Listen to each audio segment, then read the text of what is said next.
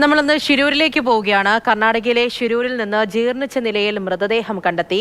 മണ്ണിടിച്ചിലുണ്ടായ മേഖലയിൽ നിന്ന് 55 കിലോമീറ്ററോളം മാറി ഹൊന്നവാര കടലിലാണ് മൃതദേഹം കണ്ടെത്തിയത്.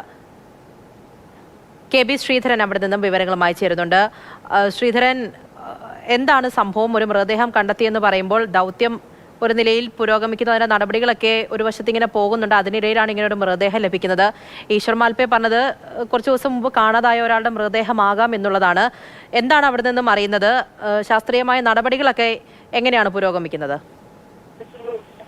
പൂജ, ഈ മൃതദേഹം കടലിൽ കണ്ടു എന്ന് മത്സ്യത്തൊഴിലാളികളാണ് പറഞ്ഞിട്ടുള്ളത്. പോലീസ് അവിടെ ഇപ്പോഴും പരിശോധന നടത്തുന്നുണ്ട്. പക്ഷെ ഇതുവരെ അത് കണ്ടെത്താനായിട്ടില്ല എന്നാണ് അല്പസമയം മുൻപ് കുണ്ട CI ഹിമ്മപ്പ നായിക്ക് മാതൃഭൂമി ന്യൂസിനോട് പ്രതികരിച്ചത്.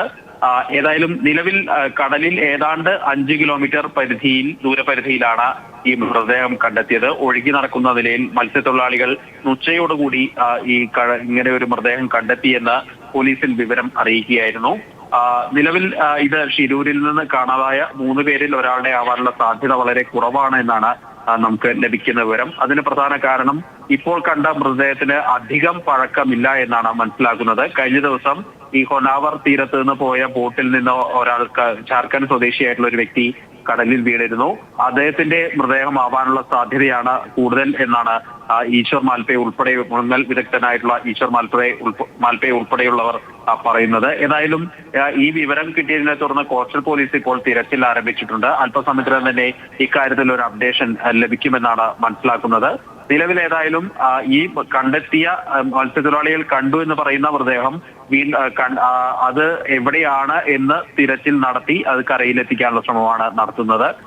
നേരത്തെ തന്നെ DNA പരിശോധനയ്ക്ക് വേണ്ടിയുള്ള, അതായത് ഒരുപക്ഷെ ഇത് വളരെ പഴക്കം ചെന്ന മൃതദേഹമാണെങ്കിൽ, തിരിച്ചറിയാനാവാത്ത സ്ഥിതിയാണെങ്കിൽ DNA പരിശോധന ഉൾപ്പെടെ നടത്താനുള്ള ക്രമീകരണങ്ങളൊക്കെ ചെയ്യും.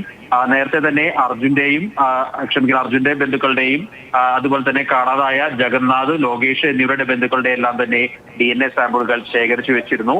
നിലവിൽ ഏതായാലും നമുക്ക് പ്രാഥമികമായി ലഭിക്കുന്ന വിവരമനുസരിച്ച് ഇപ്പോൾ കണ്ട മത്സ്യത്തൊഴിലാളികൾ കണ്ടു എന്ന് പറയുന്ന ആ മൃതദേഹം ജാർഖണ്ഡ് സ്വദേശിയുടെ ആവാനാനുള്ള സാധ്യതയാണ് കൂടുതലുള്ളത്. ഏതായാലും മനാഫും അതുപോലെ തന്നെ അർജുന്റെ ബന്ധുക്കളും എല്ലാം തന്നെ ഇപ്പോൾ പൊന്നാവരയിലേക്ക് പോയിട്ടുണ്ട്.